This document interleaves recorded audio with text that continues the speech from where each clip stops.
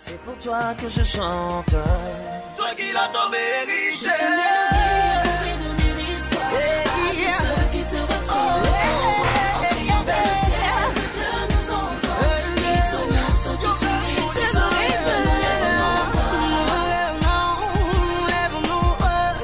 ce serait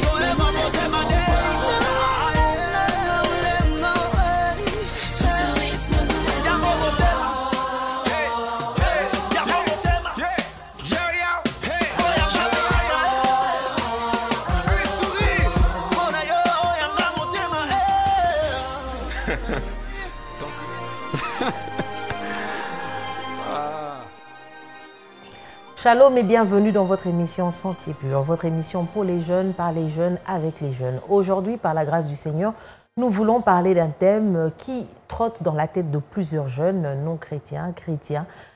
Plusieurs personnes se posent la question de savoir est-ce qu'ils doivent s'abstenir, est-ce que c'est possible de s'abstenir, est-ce que est-ce que ça entre dans la tête des jeunes qu'il faut s'abstenir? Alors aujourd'hui, le thème que nous voulons exploiter, c'est dois-je m'abstenir d'avoir des relations sexuelles avant le mariage? Alors, je ne suis pas seule sur ce plateau, je suis avec des merveilleuses personnes avec qui nous allons devoir partager ce thème dont j'ai parlé tout à l'heure. Alors, je me tourne vers ma gauche pour présenter et recevoir pour la première fois la sœur Mylène, à qui je dis shalom.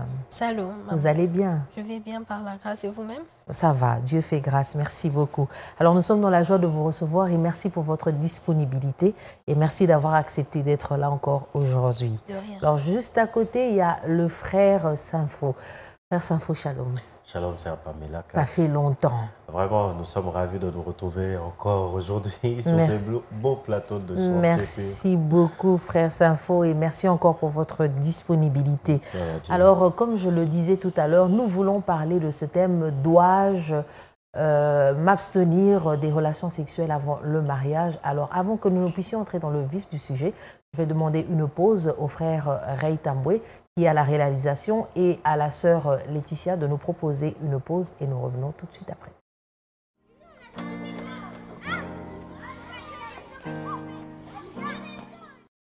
Après cette pause que nous a proposée la réalisation, alors nous voulons commencer à partager, hein, n'est-ce pas Papa Saint-Faux?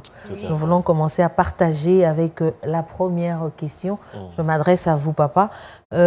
Pensez-vous, plutôt, pouvez-vous nous définir l'abstinence selon vous ou selon le dictionnaire, bien sûr? D'accord, merci beaucoup. Je suis ravi de me retrouver une fois de plus sur votre plateau. Merci. Alors, l'abstinence, je préfère commencer par la définition proposée par les dictionnaires et ensuite je donnerai la mienne peut-être. Merci. L'abstinence est définie comme étant le fait de renoncer à la satisfaction de quelque chose. Okay. Et aussi, les dictionnaires nous proposent cette définition, c'est la continence, le fait de se contenir, j'allais dire s'abstenir, donc de refuser, voilà, de refuser. Alors nous paraphrasons en disant l'abstinence, s'il faut ajouter abstinence sexuelle, c'est le fait de renoncer à la satisfaction que procurent les rapports sexuels. Et c'est le fait aussi de se garder loin de ses plaisirs. Voilà un peu ce que nous pouvons proposer comme définition. Merci beaucoup, Papa Saint-Faux. La définition est claire, brève mais claire. Nous bénissons le Seigneur. Alors, nous nous tournons vers Maman Mylène. Maman Mylène, vous nous dites quoi? Comment vous définissez l'abstinence selon vous et selon le dictionnaire? Le mot abstinence vient du verbe s'abstenir. Et le verbe s'abstenir veut simplement dire se retenir de faire quelque chose. Ok. Alors, si je dois définir le mot abstinence veut simplement dire, au fait, s'abstenir des rapports sexuels, selon le dictionnaire également. C'est ce que veut dire le mot abstinence. Merci beaucoup, sœur Mylène, pour cet apport que vous nous apportez. Alors, je retourne vers vous, Papa Saint-Faux. Dites-nous, est-ce que la Bible parle-t-elle aussi d'abstinence avant le mariage? Si oui, donnez-nous quelques versets. Sinon, dites-nous aussi pourquoi vous avez dit non. Tout à fait. Merci beaucoup, une belle question. Voilà, la Bible parle de manière détaillée du mariage et de tout ce qui va avec. La Bible parle de c'est quoi le mariage, le cadre du mariage. Alors, la Bible ne peut pas s'en passer de parler de l'abstinence des rapports sexuels.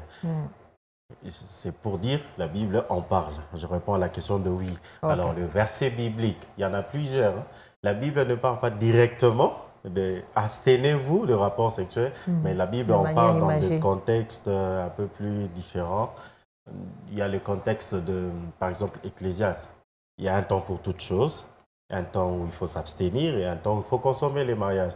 Il y a, la Bible en parle de se garder de toute immoralité sexuelle. La Bible parle de, lorsque nous prenons l'épître de Paul aux Corinthiens, la Bible nous recommande de nous garder de l'impudicité, de la fornication et de toutes ces choses qui sont classées, comme on les appelle, les choses semblables. D'une manière générale, c'est dans ce cadre-là que la Bible parle de l'abstinence au rapport sexuel avant les mariages. Je précise très bien, en dehors de ces cadres appelés mariage. Donc, c'est un peu ça, d'une manière générale, que je peux répondre à cette question. Merci beaucoup, frère Saint-Faux. Donc, à vous entendre, la liste n'est pas exhaustive. Donc, on peut encore trouver. C'est pour ça que nous nous tournons vers la sœur Mylène. Peut-être qu'elle a trouvé aussi d'autres versets. Alors, ou bien peut-être qu'elle va nous dire non, moi, en tout cas, je ne vois pas de verset qui me dit faux l'abstinence. N'est-ce pas, sœur Mylène? Nous vous écoutons. Comme le frère Saint-Faux a dit, la Bible ne parle pas clairement de s'abstenir des rapports sexuels. Mais il y a plusieurs versets bibliques. Lorsque Dieu nous donne ces versets-là, Dieu parle dans la Bible, on comprend que les rapports sexuels ont été placés dans un cadre du mariage. On peut voir par exemple dans Genèse chapitre 2, verset 24, où il est écrit que l'homme quittera son père et sa mère et s'attachera à sa femme et les deux ne formera qu'une seule chair. Le fait que les deux forment une seule chair, ils doivent avoir des rapports sexuels et cela est placé dans un cadre de mariage. À part ça, il y a aussi un autre verset que j'aimerais partager avec vous. C'est dans 1 Corinthiens chapitre 2, verset 7, où il est écrit « Toutefois, pour éviter toute immoralité, que tout homme ait sa femme et que toute femme ait un mari, afin d'éviter toute immoralité. » Alors on voit que les relations sexuelles ou les rapports sexuels sont placés dans le cadre du mariage. Et en dehors du mariage, lorsqu'on parle des relations sexuelles ou des rapports sexuels, on parle plus de ça dans la Bible comme des restrictions, comme des interdictions de faire cela. On peut voir par exemple dans les 10 commandements, dans Exode chapitre 20, lorsque Moïse parle d'éviter l'adultère, c'est dans un cadre hors du mariage et c'est une restriction qui est donnée. Donc voilà. Merci beaucoup, sœur Mylène, pour ces apports des versets, hein, parce que peut-être qu'il y a des gens qui se disent non, mais ce n'est pas écrit noir sur blanc dans la Bible, donc on peut le faire, on peut pratiquer, donc on essaie de se mettre aussi à la place de ces personnes. Alors, vous avez les versets cités par la sœur Mylène dans Exode, dans Genèse et toutes ces choses. Et le frère Saint-Faux aussi a parlé de l'épître de Corinthiens, qui est en train de parler de ces choses. Donc, ne faites pas dire à la Bible ce qu'il n'a pas dit. Donc, nous comprenons, hein, étant des personnes intelligentes, que le Seigneur est en train de nous interdire. Il ne veut pas que nous puissions l'avoir. Et avec la suite, nous allons le comprendre. Alors, sœur Mylène, je vais rester vers vous. Tout à l'heure, vous avez parlé de Genèse chapitre 20, je crois, qui est en train de parler... C'est 20, non? Qui est en train de parler de l'homme qui quittera son père et sa mère. Chapitre 2. Chapitre 2, voilà, chapitre 2. Je ne vois pas où c'est sorti, chapitre 2. Alors, je vous pose cette question. Êtes-vous d'accord que les relations sexuelles avant le mariage lient les deux partenaires spirituellement? Parce que vous parlez de quittera son père et s'attacheront et deviendront une seule chair. Donc, quand vous devenez une seule chair, ça veut dire que c'est le même corps, le même esprit, la même pensée. Donc, êtes-vous d'accord que les relations sexuelles avant le mariage lient les deux partenaires spirituellement? Oui, je suis d'accord avec cette pensée que les relations sexuelles avant le mariage et même après le mariage lient les deux personnes spirituellement. Comme il a été cité dans Genèse chapitre 2, verset 24, on devient une seule chair. Donc, ça veut dire que si par exemple je prends 2 bouteilles d'eau, c'est de l'eau je prends peut-être l'eau d'Assani et l'eau canadienne et que je mélange ces deux bouteilles. Ces deux bouteilles ont peut-être leurs caractéristiques. Chacune a ses caractéristiques, mais c'est de l'eau. Et lorsqu'on mélange le contenu, l'eau de ces deux bouteilles, cette eau-là devient une seule eau. Et les caractéristiques qui se trouvaient dans l'eau peut-être d'Assani est mélangée aux caractéristiques de l'eau qui se trouvait dans la bouteille canadienne. Et donc c'est la même chose également lorsqu'on a des rapports sexuels hors mariage ou même dans le mariage. Les malédictions, les bénédictions. Donc on se partage. Oui, on se partage les liens spirituels. On fait une symbiose. On fait une symbiose. Donc je partage cette pensée avec vous qu'il y a effectivement des retombées spirituelles lorsqu'on a des rapports sexuels. Merci beaucoup, sœur Mylène, qui a été très brève. J'espère que Papa Sympho ne va pas être bref. Alors dites-nous, Papa Sympho, êtes-vous d'accord que ça lie les deux partenaires spirituellement? Tout à fait. Avant de répondre, vous permettez que je lise un verset dans la Bible. Allez-y. 1 Corinthiens 6, 16 dit ceci. Loin de là, ne savez-vous pas que celui qui s'attache à la prostituée est un seul corps avec elle? Car est-il dit, les deux deviendront une seule chair. La Bible explique clairement cette vérité. Quand deux personnes s'unissent par le moyen sexuel, il y a l'interchangeabilité qui s'opère entre ces deux personnes et ces deux personnes ne deviennent qu'une seule chair. Alors, ça c'est la première vérité que la Bible exprime en ce qui concerne les rapports sexuels. Lorsque nous rentrons dans Genèse chapitre 2, pour la toute première fois lorsqu'on parle de cette réalité, Dieu a circonscrit les cadres. Ça s'est passé entre un homme et une femme qui étaient déclarés à vivre ensemble devant Dieu, c'est-à-dire de manière conforme. Ils avaient la bénédiction de Dieu. Pour dire, dans ces cadres, il est permis qu'il y ait cet échange. Alors, en dehors de ces cadres, lorsque les hommes se donnent à cette pratique des rapports sexuels, les mêmes choses s'accompagnent. Mais en ce moment-là, ils ne s'accompagnent pas de bénédiction, mais ça s'accompagne de malédiction. Il y a des hommes qui attrapent des démons par des voies sexuelles. Il y a des hommes qui attrapent des maladies par la voie sexuelle. Il y a des jeunes, puisque nous sommes dans un cadre de jeunes, il y a des jeunes qui perdent certaines, comment on dit, bénédictions, valeurs attachées à leur vie à cause simplement des rapports sexuels. Je parlais de maladies, je parlais de problèmes d'esprit, des démons. Et il y a même des liens. On ouvre de portes à certains liens. Parce que ces liens n'attendaient que certaines portes soient ouvertes ou une porte soit ouverte dans la vie pour que ces liens commencent à nous réclamer et à agir dans notre vie. Cette pensée, elle a un fondement dans la Bible. La Bible nous montre clairement que quand deux personnes s'unissent par le lien sexuel, il y a deux choses qui entrent en jeu. Ils deviennent une seule chair, alors vous ne savez pas ce que vous recevez. Et déjà, pour finir peut-être, hors cadre de mariage, tout rapport sexuel nous amène de malédiction, nous amène des démons et nous amène tout ce que Dieu n'a pas prévu.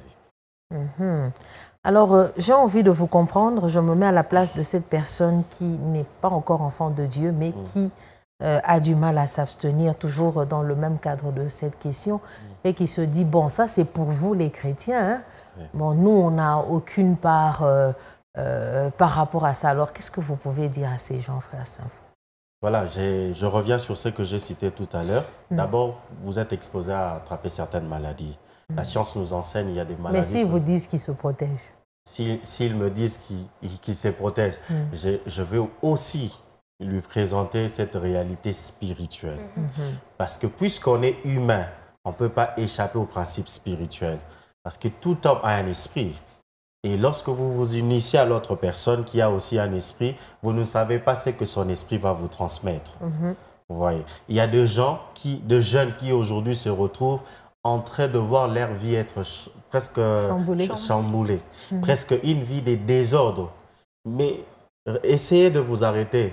Vous allez comprendre que tout est venu, tout a commencé à prendre ses sens dans votre vie à cause d'un rapport sexuel que vous avez eu, je ne sais pas moi, avec un autre jeune, qu'il soit fille ou garçon. les rapports sexuels, même chez les jeunes qui ne sont pas chrétiens, ça constitue une porte ouverte pour des démons et des mauvais esprits et à toutes sortes de malédictions. Merci beaucoup, frère Sampho. Vous voulez ajouter quelque chose par rapport à ça? Non, ça va. C'est bon, nous sommes en train de continuer, donc je reste vers vous. Vous avez parlé de maladies et toutes ces choses. Je pense que vous avez un tout petit peu précédé ma quatrième question. Alors, quels sont les bienfaits et les avantages de l'abstinence avant le mariage chez le jeune chrétien en particulier et chez le jeune en général? Voilà, je vais commencer avec les jeunes chrétiens et puis je prendrai les jeunes en général. Alors, chez les jeunes chrétiens, puisque nous sommes chrétiens, la Bible nous recommande de faire tout pour la gloire de Dieu. Or, l'abstinence sexuelle consiste en un commandement de Dieu. Lorsqu'on observe l'abstinence sexuelle dans sa marche chrétienne, on plaît au Seigneur, on fait la volonté du Seigneur et on s'attire la faveur de Dieu. C'est ce que l'apôtre Paul dit, travailler à sa sanctification. On s'égarde, on se protège et on évolue dans sa marche chrétienne. Alors, ça nous apporte une bonne relation avec le Saint-Esprit, ça nous apporte une bonne relation avec notre Dieu et voire même dans la compréhension de textes bibliques et voire même dans l'exercice du ministère et des grâces de Dieu. Et pour les jeunes qui ne sont pas en Christ, alors, qu'est-ce qu'il faut dire? Voilà, vous êtes exemptés d'attraper toutes sortes de maladies d'abord. Vous êtes exemptés. Il y a aussi un fait que j'aimerais relever, sœur Pamela.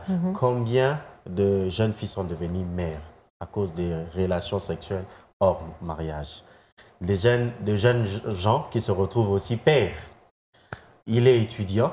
À cause d'un plaisir de 5 minutes, il se retrouve ayant engrossé son amie étudiante ou une jeune fille du quartier. Il se retrouve père et ça amène beaucoup de choses dans sa vie. Il peut se retrouver, il doit interrompre les études, il peut se retrouver chassé de sa famille, il peut se retrouver ayant des problèmes dans la maison où il grandissait, où il habitait.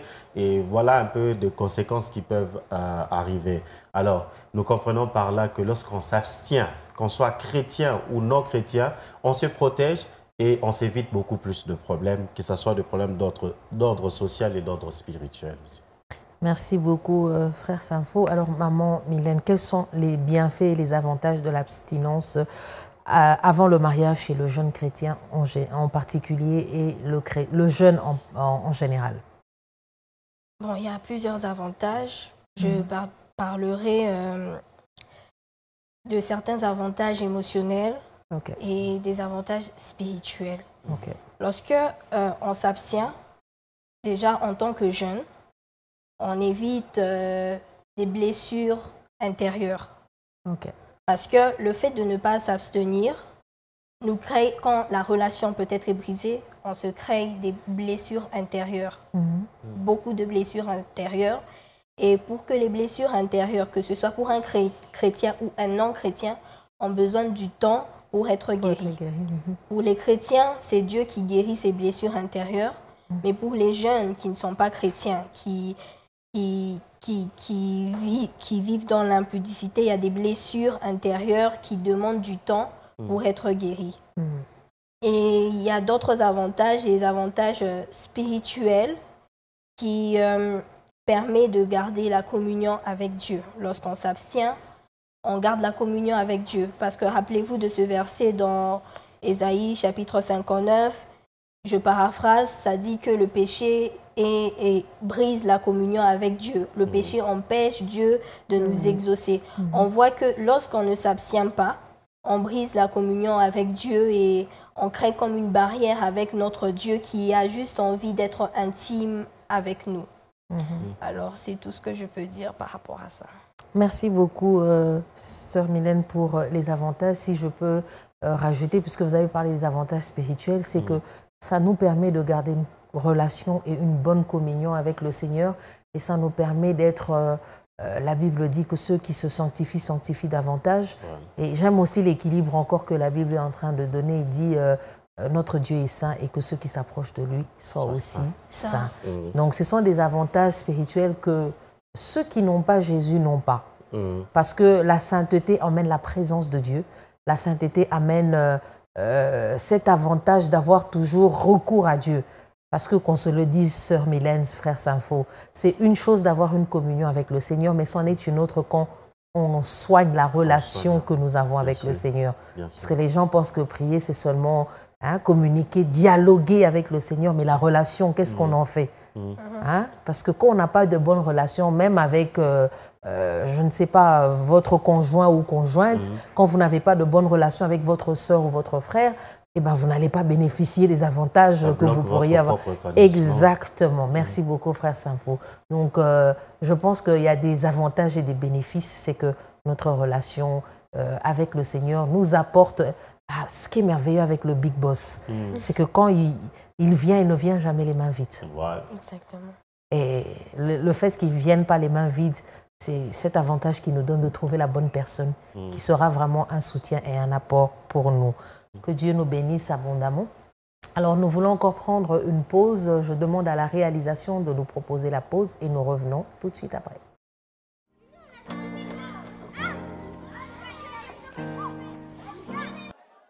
Nous revenons afin de continuer ce que nous avons commencé. Nous sommes en train de parler de dois-je m'abstenir des relations sexuelles avant le mariage. Vous nous prenez peut-être en cours. Donc, c'est le thème pour lequel ou sur lequel nous sommes en train de partager, nous sommes en train d'échanger sur ce plateau avec la sœur Mylène et Papa Saint-Faux. Nous bénissons le Seigneur en tout cas pour ce qui a déjà été dit. Ça nous bénit et j'espère que ça transforme la vie de quelqu'un. Alors nous sommes en train de continuer. Maman Mylène, je me tourne encore vers vous.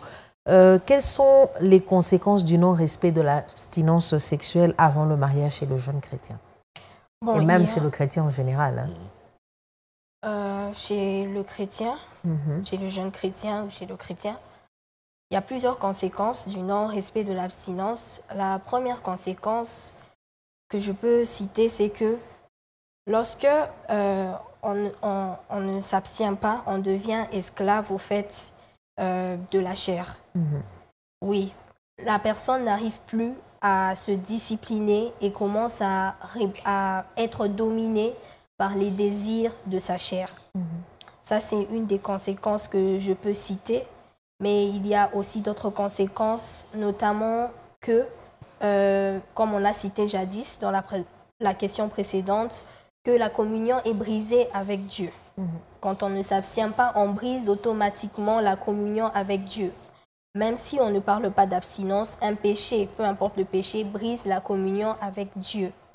Et il y a aussi d'autres conséquences que Papa Saint-Faux avait parlé, que ce soit une femme ou que ce soit un homme, une jeune femme ou un jeune homme, il peut enceinter la jeune fille ou la jeune femme, la jeune fille peut tomber enceinte. C'est aussi une des conséquences du non-respect de l'abstinence. On peut attraper des maladies spirituelles ou non spirituelles. Des MST ou bien des maladies qui n'ont pas encore de remède. Donc, c'est ce que je peux dire. Merci beaucoup. Alors, on aimerait apporter une précision. MST, maladie sexuellement transmissible.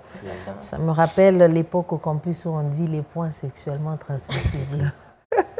Ah oui, c'est une réalité. Ah oui, réalité qui ne nous permettent pas d'avoir, comme elle l'a dit, une bonne communion avec une bonne relation avec le Seigneur. Alors, Papa Saint-Faux, dites-nous, quelles sont les conséquences du non-respect de l'abstinence? Voilà, vous allez me permettre de commencer cette fois-ci par les jeunes non-chrétiens et je vais finir par les chrétiens.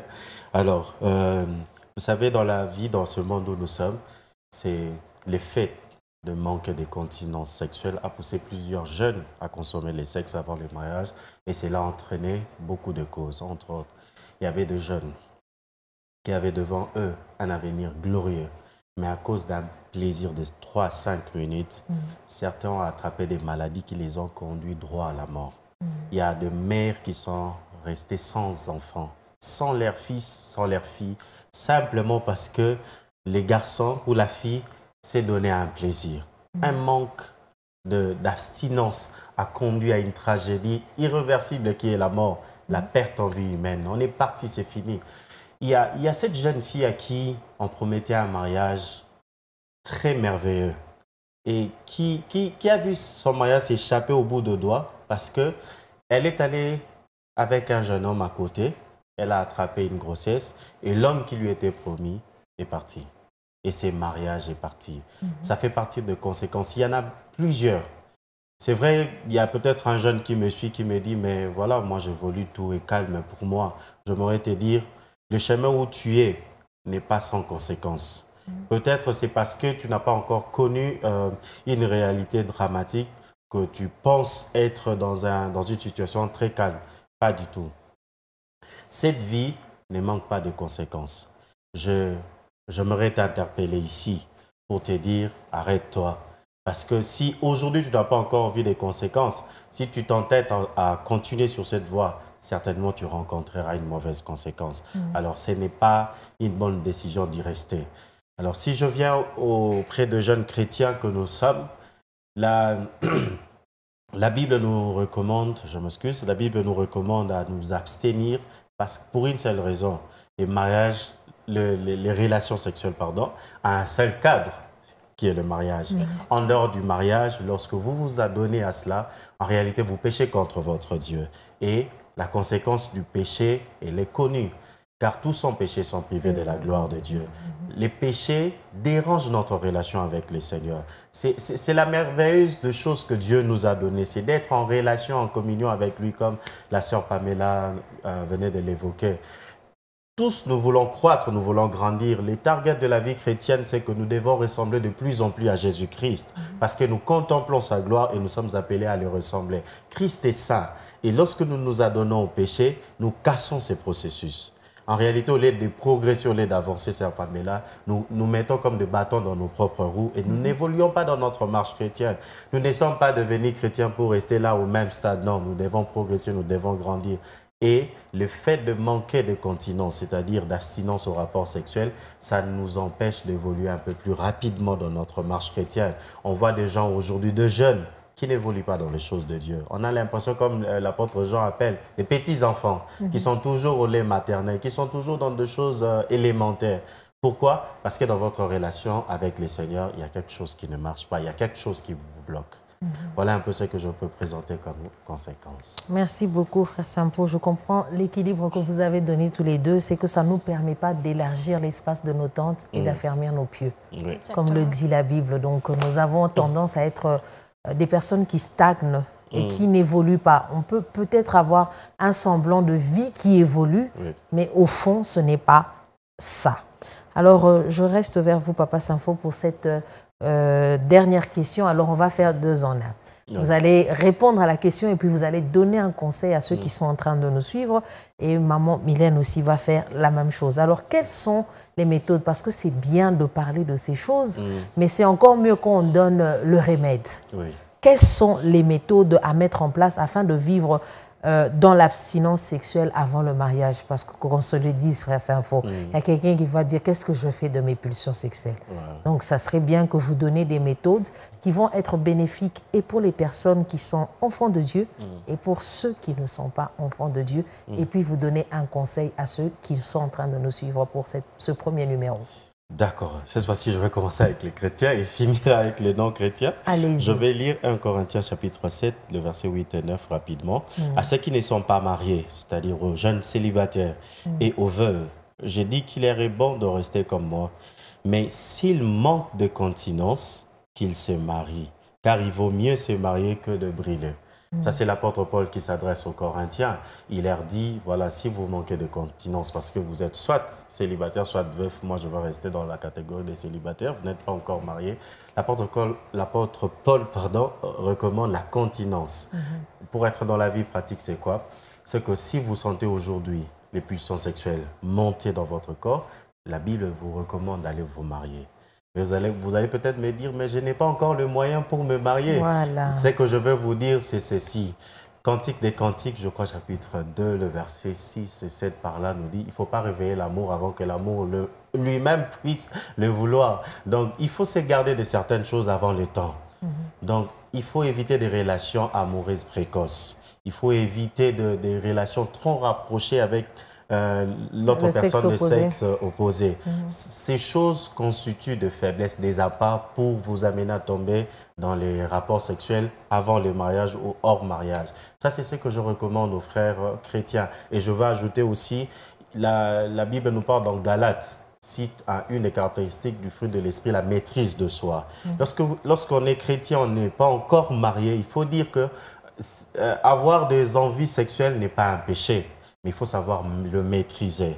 C'est là l'importance de se confier à l'aide du Saint-Esprit. Il faut prier et demander l'aide du Saint-Esprit pour que le Saint-Esprit nous remplisse, que le Saint-Esprit nous donne la maîtrise de soi face à ses envies. On est humain, la chair en ressent le besoin, mais il faut savoir se gérer, il faut savoir se maîtriser en se confiant au Saint-Esprit. Alors, à ceux qui ne sont pas chrétiens, ici, j'en profite pour vous lancer cette invitation. L'homme tel qu'il est, il ne saura pas se gérer seul sans l'aide de Dieu. Il est important que vous puissiez premièrement donner votre vie au Seigneur Jésus-Christ. Il est important que vous puissiez dire oui au Seigneur. Peut-être que vous me suivez, vous avez essayé avec les conseils de grandes personnes, avec des conseils des amis. Jusque-là, vous vous dites, j'ai beau essayer, mais ça ne marche pas. J'aimerais te dire ceci, viens à Christ. Tu vas voir qu'il va non seulement te donner la solution, mais il va te donner la supériorité sur ce qui aujourd'hui te fait tomber continuellement.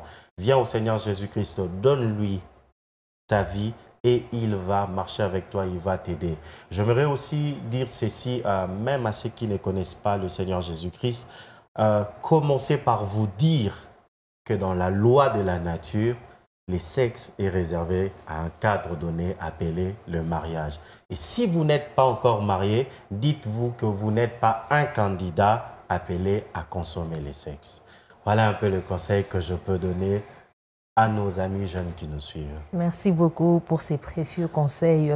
Alors, je me tourne vers la sœur Mylène. Quelles sont les méthodes à mettre en place afin de vivre l'abstinence sexuelle avant le mariage? Et vous nous donnez aussi un conseil pour ceux qui nous suivent parce que le temps nous est jaloux et nous devons chuter.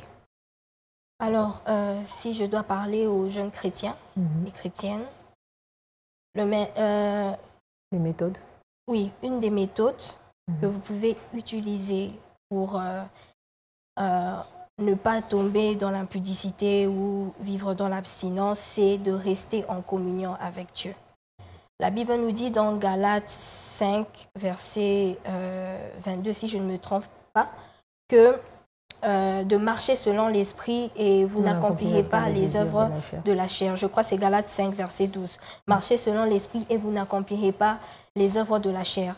Ce n'est qu'en restant en communion avec Dieu que vous pouvez ne pas accomplir les œuvres de la chair, que vous pouvez être au-dessus des désirs, des pulsions sexuelles. Et si je dois parler aux non-chrétiens et aux chrétiens, il y a aussi d'autres principes, c'est qu'il faut être discipliné, se donner des disciplines personnelles, par exemple se dire de ne pas se retrouver dans un endroit à huis clos avec un sexe opposé. C'est des disciplines personnelles qu'il faut se donner. Les hommes mariés aussi se donnent ces disciplines et nous, les célibataires aussi, on doit se donner ces disciplines-là afin de ne pas se retrouver dans des situations un peu compliquées qui peuvent nous pousser à tomber dans l'impudicité. Et garder également ces pensées au fait pures. Ça, je parle spécialement aux chrétiens. Une fois, je me suis retrouvée dans un restaurant et il s'est trouvé que la personne avec qui j'étais m'a embrassée. Ça s'est limité par là. Mais quand je suis rentrée à la maison, j'ai commencé à avoir des pulsions. Des pulsions. Juste à cause de cet acte-là, j'ai commencé à avoir des pulsions. Ça a duré quelque chose de 2 jours. Et c'est ainsi que je voudrais demander aux chrétiens de garder leurs pensées pures, de ne rien faire parce qu'on pense que l'impudicité, c'est juste avoir des relations sexuelles. Mais ça commence d'abord par ça, par les préliminaires, des petites choses comme ça. Et les pensées sont souillées et nos pensées, on commence à penser à des pensées impudiques et on arrive à tomber dans l'impudicité parce qu'on a des pensées impudiques. Il faut également garder ces pensées pures, s'abstenir de penser à toute chose qui peut nous emmener à tomber dans l'impudicité. Alors, comme conseil que j'aimerais donner, je voudrais simplement dire à une personne, que ce soit à un chrétien, de continuer sa marche avec Christ, de mettre totalement sa confiance en Christ, car ce n'est que Christ qui peut t'aider dans tes faiblesses. Il y aura toujours des faiblesses Et c'est Christ qui peut t'aider à surmonter ces faiblesses. Et si je dois donner un conseil à un non-chrétien, c'est de donner sa vie à Christ. Parce qu'avec Christ, on peut tout surmonter. Et c'est Christ qui nous permet de vivre comme un Dieu sur cette terre, de surpasser toutes ces pulsions en nous que nous avons intérieurement. Voilà. Merci beaucoup, Sœur Mylène. Merci beaucoup, Papa Saint-Faux. J'aimerais juste rajouter quelque chose. C'était très intéressant ce que Papa Saint-Faux a dit avec Galates 5.22, la maîtrise. Mais il y a quelque chose de bien que la servante de Dieu, Joyce Meyer, dit toujours. Le sentiment de colère, c'est un sentiment qu'on ne peut pas empêcher, mais qu'on peut gérer. De la même manière que les pulsions sexuelles peuvent venir, eh ben, on peut les gérer. On peut dire, ça suffit, taisez-vous, ce n'est pas le moment, je vais me calmer et je vais attendre. Alors, il y a aussi quelque chose que la sœur Mylène a dit, c'est très important. À cause de l'amour que nous avons pour Jésus-Christ, eh ben, je pense que nous pouvons avoir la capacité de nous discipliner. C'est très important de nous discipliner. Souvent, ce qui nous fait défaut ou qui ne nous permet pas de nous contenir, eh ben, c'est le manque de discipline. Bien sûr. Qui nous pousse à dire, bon, je suis tellement indiscipliné dans ma manière de dormir, par exemple. Je dors, au lieu de dormir à 1 heure précise, 22 heures, jusqu'à 6 heures ou à 5 heures ou 21 heures, non. Aujourd'hui, je dors à 21 heures, demain, je dors à 2 heures, après-demain. C'est ce manque de discipline, déjà pour ces petits détails, qui déterminera la discipline qu'on aura pour l'abstinence sexuelle avant le mariage. Donc, c'est le petit conseil aussi que je voulais rajouter pour ceux qui sont en train de nous suivre. Alors, nous sommes arrivés à la fin. Je dis encore merci à la sœur Mylène et j'espère que ce n'est pas la dernière fois. La prochaine fois qu'on aura besoin de vous, vous serez disponible pour venir. Merci, que Dieu vous bénisse. Merci, Papa Saint-Faux. En tout cas, j'espère que vous allez être souvent là. Nous sommes toujours dans la joie de vous recevoir et merci aussi pour votre disponibilité. Que le Seigneur vous bénisse tous. Amen. Alors, je vous dis encore shalom. Shalom aussi à vous tous ceux qui nous suivez. Nous sommes arrivés à la fin. Alors, je dis merci à la grande équipe qui m'a aidé à arriver jusque chez vous. La réalisation coordonnée par le frère Ray, assistée par la sœur Laetitia. Alors, je vous dis d'ici là, portez-vous bien et je vous donne rendez-vous prochainement avec le même thème et d'autres invités. Que le Seigneur nous bénisse abondamment. Amen.